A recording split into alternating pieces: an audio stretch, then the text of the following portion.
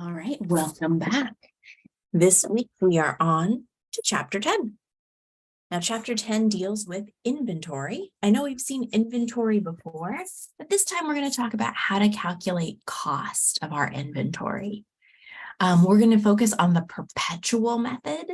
So just a little aside, remember systems, periodic, and perpetual. We're just going to focus on the perpetual method since the majority of companies use that method, which is why we have so many topics that we will be omitting for Chapter 10. And again, if you are, Googling or watching other instructional videos on YouTube, which is a great idea, make sure that you are doing so for the perpetual inventory method. I don't want you guys getting confused.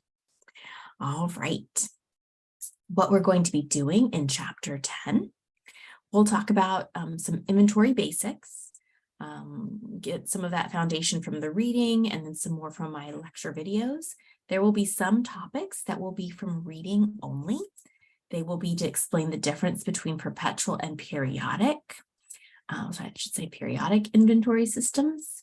Also some additional inventory issues that arise, such as consignment, lower of cost or market, also known as LCM, and then determining ownership of goods that are in transit by looking at the shipping terms. The reason I'm having you just cover that in the reading is each one of these is about one paragraph each. So it's not a lot of effort from you guys. The majority of our effort's going to come here with the calculations.